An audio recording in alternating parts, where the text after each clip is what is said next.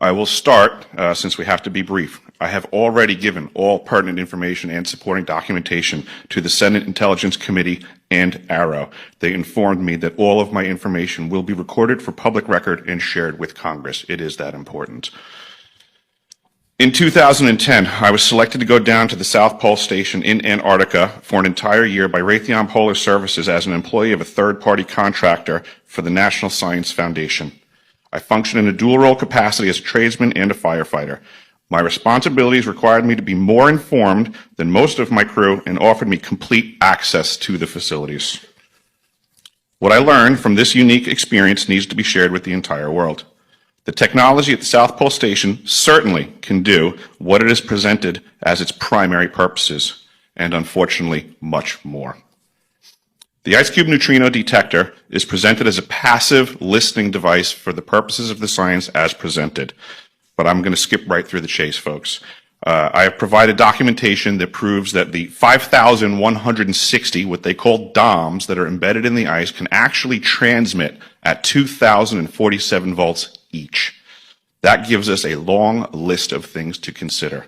It is effectively a multifaceted directed energy weapons platform that I will list rapidly a few things that it can do. Vehicle detection. We're learning that these off-world craft, on-world craft, ours or other nations, are also emitting neutrinos. So this makes the South Pole Station effectively an air traffic control station for this new level of equipment that nobody's discussing. In addition to the ability to detect neutrinos and the exotic vehicles, I have provided documentation that shows that this is also a system for faster than light communications. In the past, Gary McKinnon has hacked NASA, found the off-world fleet, the list of captains, and it's apparent that if we have faster than light vehicles moving throughout this system, we're going to need faster than light communications. This is that facility. Unfortunately, I have other bad news. The season that I was there, 2010 to 2011, we converted from construction to operations and maintenance in both the elevated station and the detector array. Unfortunately, when they first fired it up, that was when we had the earthquakes in Christchurch, New Zealand.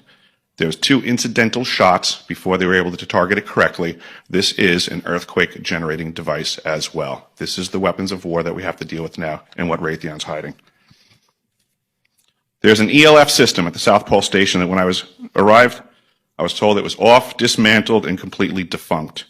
In my work, I will rapidly just tell you, I had to figure out the circuitry for certain other repairs, and I found that this system is in fact completely energized, up and running, and being utilized with the other systems for nefarious purposes as well.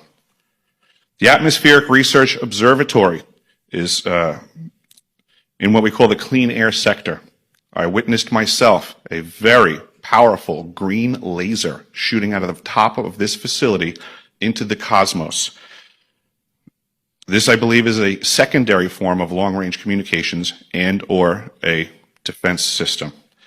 I am not saying that we need to be scared of anything that's out there, but please understand the military-industrial complex is happy to invest all of your money in alleviating their fears. A question of power comes into play for all of these facilities that are present. I assure you, I knew what was going on, I knew the load demands of the facility, and all of these new items exceed the demand for the systems that I was presented.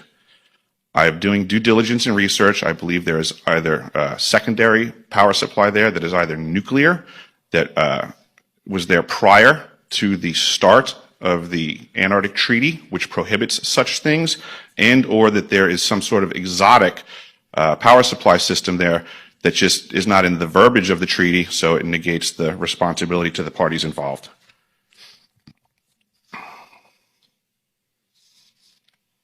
I think that pretty much covers it for time. If anybody wants to find out more, I have a website where all this information is at. For brevity, I'll wrap it up, but you can go to deciphering.tv. I've documented all of this stuff, and information is available. Awesome.